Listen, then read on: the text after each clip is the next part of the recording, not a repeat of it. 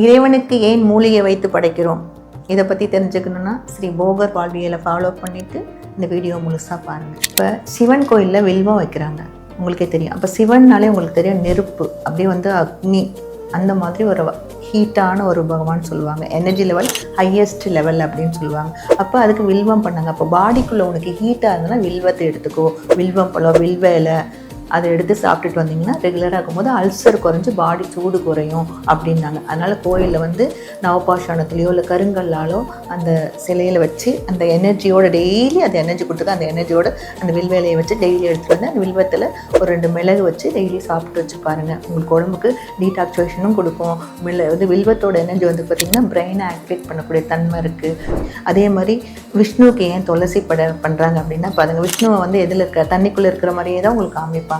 அது இல்லாமல் மார்கழி மாதம் பார்த்திங்கன்னா கோயிலுக்கு போகிறது விடிகாலையில் 4:30-5 மணிக்கெலாம் போவாங்க. அப்போ போகும்போது எல்லாத்துக்கும் கஃபம் நிறையா ஆகும். அதனால விஷ்ணுவுக்கு துளசியை படைச்சாங்க. எல்லாம் சித்தர்கள் சயின்ஸ்லாம் அற்புதமான ஒரு சயின்ஸுங்க. அப்போ துளசியை போய் படைக்கும் போது அந்த இடத்துல வாங்கிட்டு வர துளசியை வீட்டில் கஷாயமாவோ துளசி தீர்த்தமாவோ துளசி பொடியாவோ எடுத்து சாப்பிடும்போது நல்ல கஃபம் குறைஞ்சி பாடி நல்லாயிருக்கும் அப்படின்னு சொன்னாங்க. அதில் பிராணசக்தி அதிகமாக இருக்கனால அந்த எனர்ஜியும் நல்லதுன்னு சொன்னாங்க.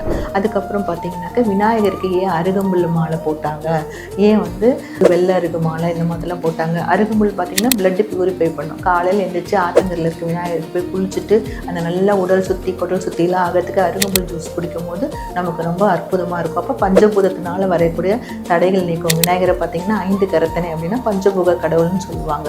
ஸோ அந்த மாதிரி பியூரிஃபை ஆகிறதுக்கு அருகம்புல் யூஸ் பண்ணாங்க.